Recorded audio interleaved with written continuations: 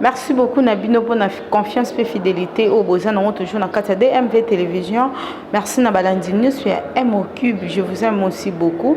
Je vous salue, sénateur Luté, télécoordonnateur de la chaîne DMV Télévision. Mbote Nayo, Mbote aussi.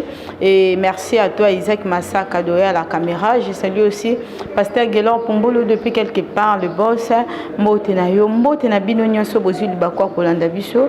Et je vous demanderai de vous abonner sur notre chaîne, ceux qui sont balboso ou tomber dans la vidéo na biso, alors activez la cloche de notification pour ne rater aucune de nos nouvelles vidéos. Merci Nabino Bosutenaka MO Cube.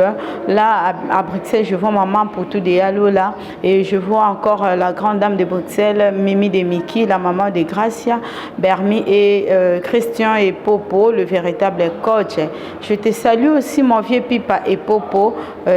Donc vie et arabon il faut que soit la pour permettre à eux d'évoluer malamu. Et un grand merci aussi à toi Stella Salé, mon ami de longue date.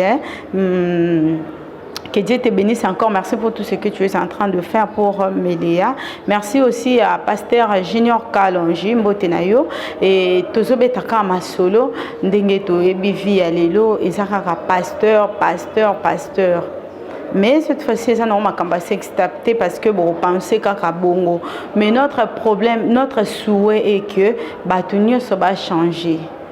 Donc, c'est décevant, hein, comme on a quand même un pasteur, et chaque jour, ceux qui vont dire pasteur, ils forcer miracle, ils forcer guérison, ils forcer prédication. C'est parce que onction est à la qualité.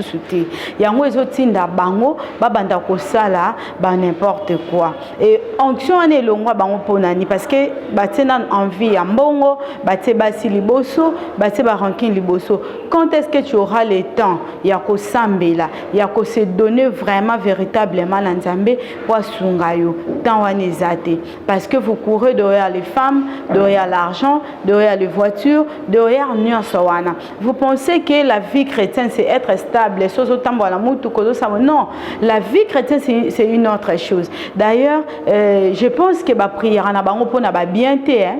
Donc, tu prières à Kakapo, tu as la bonne relation dans Nzambe. Pour un jour, tu as la paix retrouver dans le paradis. Mais lelo oyo, ba pasteur na biso nini bo pesa biso. Bo pesa biso nini. Bo l'acception ka limiter vaseline. Eh, Nzambe, makambo ndeza gumoko. En tout cas, vraiment, ils passent. Si ko lelo na olo bana makamba pasteur Mike Kalamba été pasteur Moïse Mbi épée na oya mais yo épisode mususu parce que to pe ki sabino makamba okete ya ok régler ba compte na cher mais yo zo continuer na oya le to na Joël Francis boye nini ba pasteur bozo ba ligne o ba tuliboso azaki même na ndaku so bo memi bokilo mo bo akata ligne ata quoi oeli biso voyou na ndako yango coiffure ya pasteur Joël mais on a ça problème parce que Dieu regarde les cœurs mais tant aux pasteur tant aux moi nzambe il faut deux fois apparence na yo été ya batu mususu donc ba pasteur bolika ki swag mon boya makasi boboya ba veste pas bokoma na ba body botika ba pantalon atisi bokoma na ba jeans botika ba sapato ba benga soulier bokoma kaka moi basket moi boy stema eza na ngoma bete mais bote ya nini bo lakisa batu nini ozaki non na ba problème awawa problème moi j'aimerais que tu découvrir en bino na biso ensemble comme ça tant au commenter pour comprendre de quoi est-ce que je parle. Merci beaucoup na régie, permettez-nous de regarder d'abord la vidéo au pasteur Joël Francis à Lobaki likolo ya cher donc bino mikolo yo likolo ya cher ndé makambo. Merci beaucoup, je vous reviens tout juste après cette vidéo ou image. Dis avance prophète. Avance prophète. Et les batétés là sont des sauvages. Donc si tu veux épouser une moutété là, il faut réfléchir À part la nouvelle naissance, où Jésus le lion et l'agneau est entré en elle, il y a toujours un lion tétélaké mafumbe qui gère. Elle peut te mettre les griffes. Très colérique. Mais leur colère ne dure pas beaucoup. Mais quand ça sort, ça crée beaucoup de dégâts. Maintenant, moi, votre père. Voilà, merci beaucoup. Merci à toi, sénateur Louté Teloboko Trépé. Merci de nous avoir balancé ces images. Je pense que on peut peut-être quelque part pour na bataillon pour na balali bosso. Tolobanine, cher, et sa place que beta masolo a vie, to place à roter à makambo ou étali la vie chrétienne. La Bible elle-même nous recommande de s'aimer les uns les autres. Un pasteur qui n'a pas même le culot et le baqueur, moi ça m'a tété là. Quand tu parles de la femme tété là, tout le monde là parce que sa mère elle est tété là. Mais batu nyon so bande ko na biso so ba tété là. Tout ce qu'on ben ba bande ko parce que baza sauvage. Est-ce qu'un enfant de Dieu, tout le baka non pasteur, tu es un enfant de Dieu à cause de tribal, moi Nzambe, parce que Dieu n'a pas de couleur, Dieu n'a pas de quoi, de race. Dieu n'est pas tribal. Comment batu oyo bazote alilo banzambe bako ko ebisa batu. Donc ce que yo tout lisa basinyo so batete là. Et ça en sens songa muluba mobo asalinga mabe il faut etinda na loba ke baluba nyonso en général baza mabe exception na makamnyo sezake cause na ndenga bien tout comme na ndenga mabe si tu veux tomber sur une tété là moins sérieuse brutale mais c'est partout biso kuto ebi de nature bato ara sauvage ce sont les bangala mais lelo oyo bakulu no moni pena kulu na muluba o moni pena kulu na mukongo c'est pour dire que na ba tribu nyonso tu peux trouver tout. Et toi tu viens à cher koye bisabatu que mutete la batete la bazaka sauvage bazaka boye ba prétendant cause intelligent alors pour tout ça bino tamingité réaction à batete la o ba pesio 48 heures ezali pour quand na cher wana OK kosenga pardon quand ndengo finga batete là tu vas aussi rentrer quand na cher OK koloba il y a 48 heures après ba pesio alors de nous tous image réaction à bandeko batete là par rapport à propos il y a pasteur Joël Francis. Merci. Des architectes là qui qualifient de sauvages, condamnant ainsi nos enfants, nos filles au célibat pendant ces mois de la femme. Pendant ces mois de la femme. Parce qu'à ce moment-là, tout garçon qui va, après ses études, rencontrer une moutété, là, va se dire non, c'est une sauvage. C'est une sauvage. Et ces prédicateurs-là en RDC se donnent la liberté, au-delà du fait qu'ils sont en train d'arnaquer des gens avec ce qu'ils font. Et ils arrivent jusqu'à condamner, stigmatiser une communauté. Moi, je ne peux pas, dans ma vie de tous les jours, je peux être déçu par un Moulouba, je ne peux pas indexer tous les Balouba. Je peux être déçu par un Swahili phone dans leur ensemble, je ne peux pas indexer tous les Baswahili. Je peux être déçu par un Mungala, un Mukongo, je ne peux pas indexer tous les Bakongo. On peut parler d'un cas particulier pour ériger un principe ou une règle générale. On ne peut pas le faire.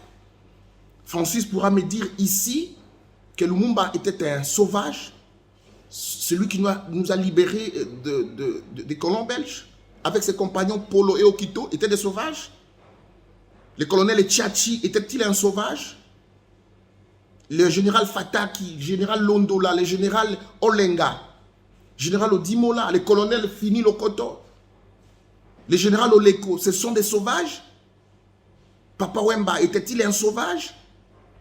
Nous avions des grands ministres des Affaires étrangères, Léonard Cheo Kitundu. Mais ça insultait toute la communauté. Le chef de l'État, Félix Tshisekedi, sa mère est aussi au tété là. C'est le fils d'une femme sauvage? Comment on peut se permettre?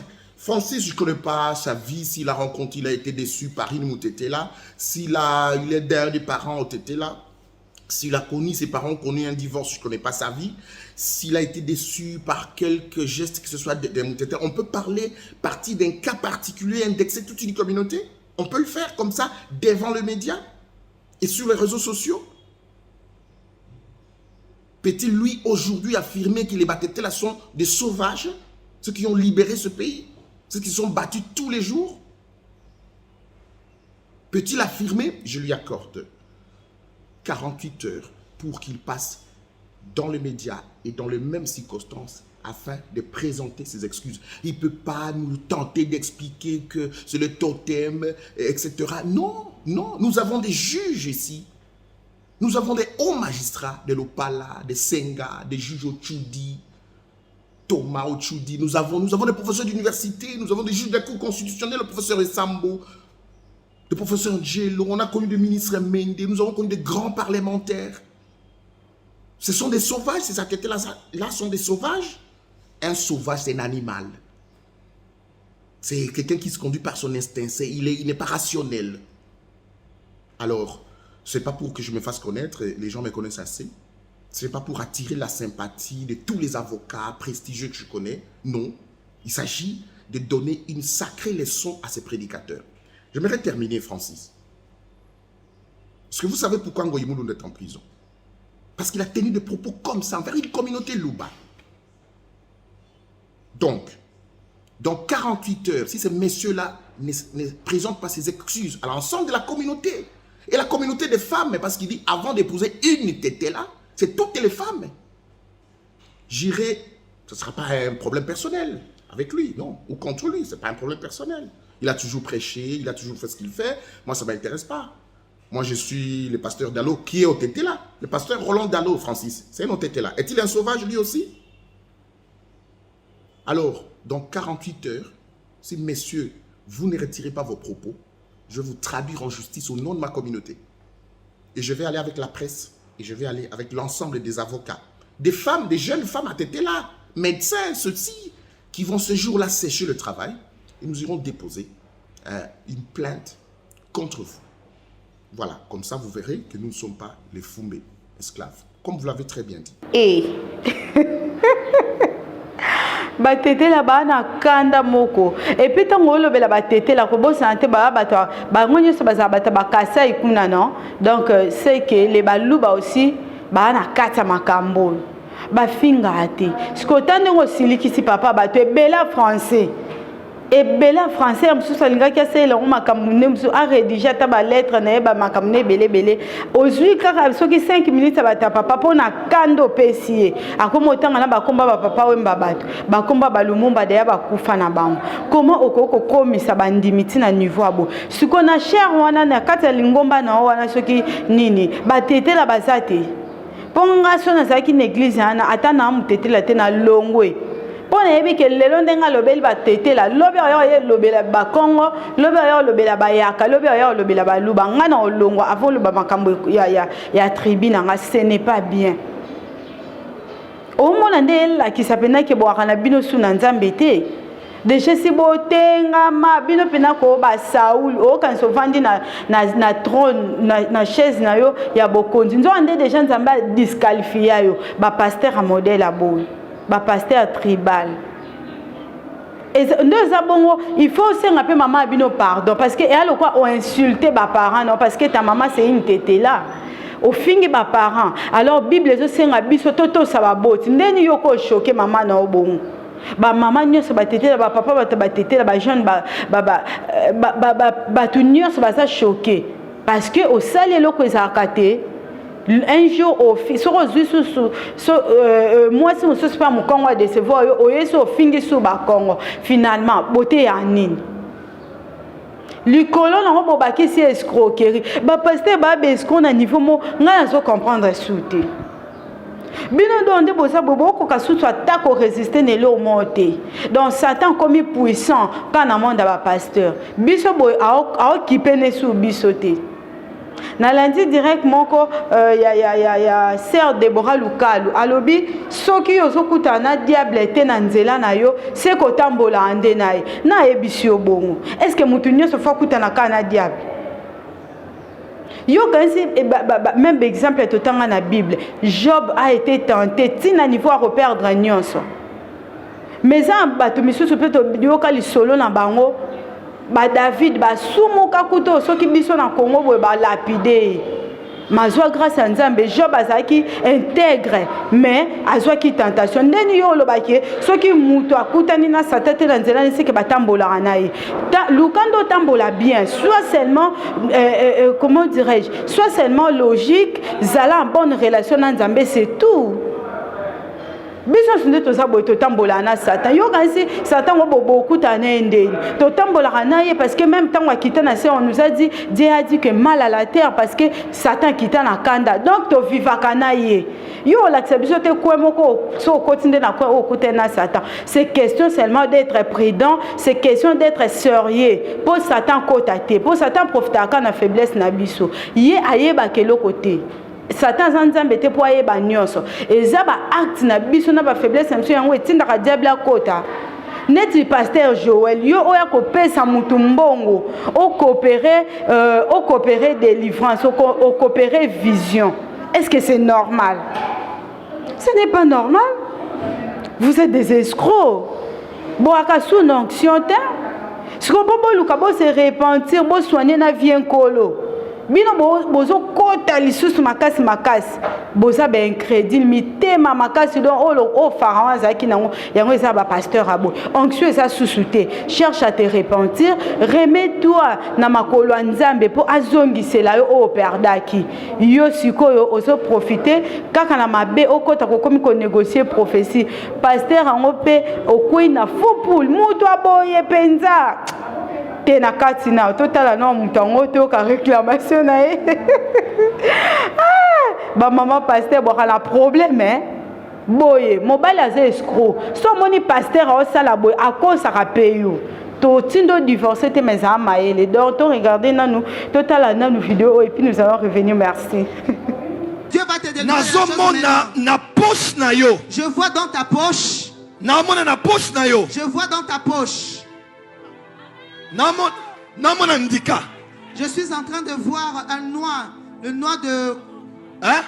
Le noix de palme. Ndika, et ça? Noix de palme. Non, singa. Ozana ndika na singa ya mwindu. Tu as un fil noir et un noix de palme. Yakanango. Viens avec.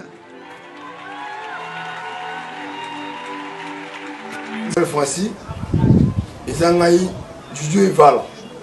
Au bien on a prié dimanche. On a prié dimanche pas na yo wana. Mais nous mutoti na yo wana. Ngana to kana ni wala te. Ngai na ye to kana bongote. Ngana de kana te ko amona ba réseaux sociaux. Mo mayoka. Tout comme ça que non famille na ba ko mo inanga pona mangamiyo ko mi pona mangamiyo dobi.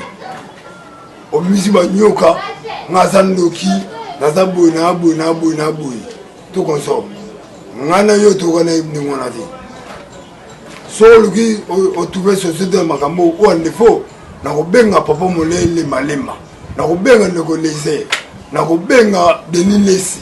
Akoya po ademati bino neni mino fifaka. Neni mosaka. Hein? Ba benga e bi mo be na zio ngote. Na lebe mo ngona te. Na tiko lie mo ngona tamukete. Bo misena na basaki. Na ba nini. Na ba blogo bele on tete ngana ina mukumata. Hein? Papa Joël Francis Lucas Session Mamour était que passé l'église voilà. So il société était que passé n'habité comme na loba. Na moni basaki, na moni blogo bele, na moni magame bele, ngana ina ngote. Papa Joël Francis na obenga ndeko les na obenga les obenga Molière. Na obenga Deniles Aouya place wana. Et puis mon paye 15 000 francs. Na tiro au lien mon wana 15 000 francs. Mon paye ça rabat na yo, ma paye ça rabat pour ça dit pression en tout cas la sécurité hein na oluka moye na fait ici na yo. Na sama na yo et ça malam. Ba abonné tous en sincère. Bo ça ba commentaire sincèrement. Au pasteur. Donc, andenge mona ba commissionnaire. Yécoute plus que ba on peut ba commissionnaire sérieux baza. On va to ba benga la téléphone. Allô maman, tinda unité to zulio musala. Après ba personne numéro benga numéro moko boye yekuna nzoka ba ka place moko nde makamba pasteur ba osala.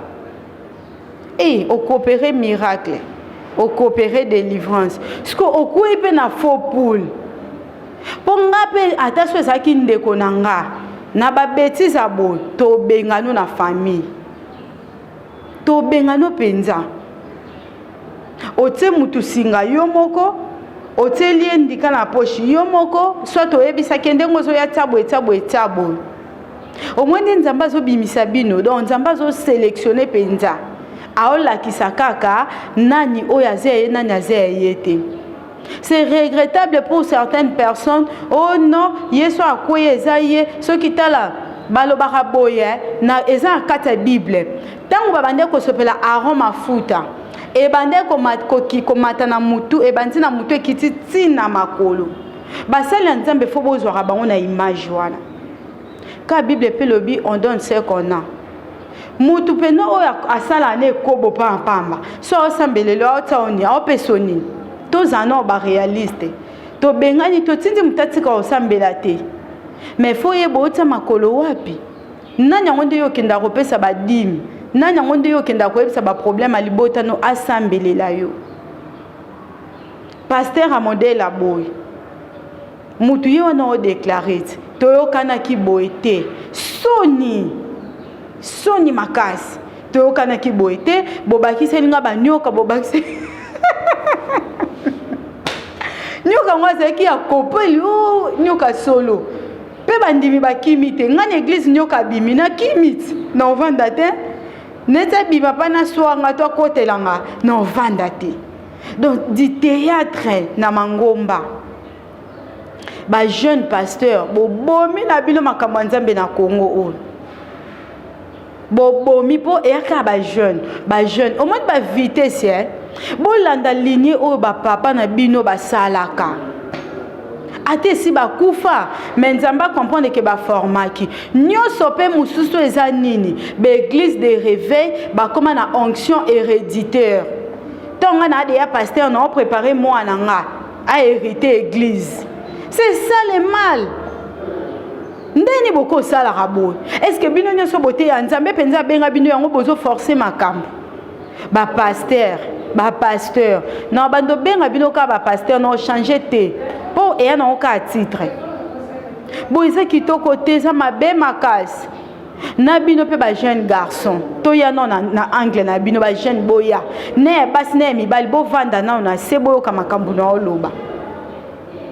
Est-ce que yo yebite que ko participer na pasteur o aye ko négocier miracle o yebite ko participer na lisum batu bazo pese confiance par défaut batu bazo mone asa grand par défaut batu bazo mone ke nzamba salela ka et par erreur et muta favoriser bêtise wana muta favoriser lisum wana ezanani eza yo mutondime 15 000 francs eza yo mutondime $40 eza yo mutondimi $100 atako babando pesa so 1000 pourquoi qu'on raisonner te combien des âmes seront perdues à cause de toi loko swangwa mbongo o ba jeune baninga ba beta ba brique bino bolingi brique te bolinga ko coopérer na ba faux pasteur de Niles yaka pardon yako beta ba ona fimbu le roi de Zacharia la kaka o kebeta batuna gouvernement beta no ba pasteur o ba fimbu po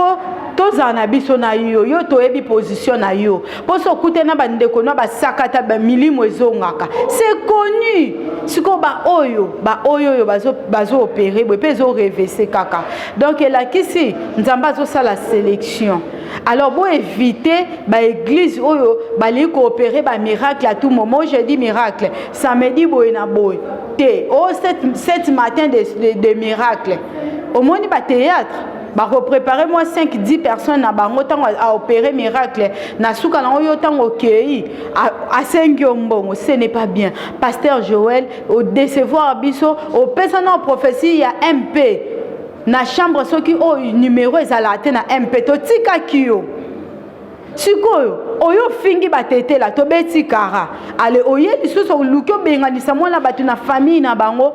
Félicitations à la famille à moi mobali o la qui si pendant que vous êtes une famille responsable et puis éduquée beaucoup zana moi na démonte nzoka za démonte batunde ba liba komisaye pour na succès na bango likolo na ya zwa kinini eloko ta bébé sika image à famille yango na lobaka ngata on tambola na kometaka ba acte nyonso avec conscience pour natala ka solo on a bébisi combien de personnes ba ko kufa. Moi je peux rester en vie mais papa la nga kufi pona soni photo battre la dignité ba famille na biso mbongo me mabiso na buzo baté ba pasteur bozongela nzambe botika la bino ko forcer miracle bozongela nzambe bozala vraiment converti pour de vrai. Ndeko permettre musala et kende malamu. Merci beaucoup na ba fidèle nyos fa de MV télévision tozoté ya té tozo ça juste analyse par rapport à makambo ndenge zo kende là le pasteur vraiment beau se remettre en ordre puis nanzela pour vous permettre peu beau sunga bana nzambe baza toujours malamu. Abonnez-vous, partagez, commentez nos vidéos que ça vraiment kitoko mingi. Merci à tout le monde au balandi biso et puis je pense on se retrouve prochainement. Joël Mbala depuis la Chine. Yango et aussi qui toko sona moni commentaire na onde kaka to salaka. Merci, bye bye.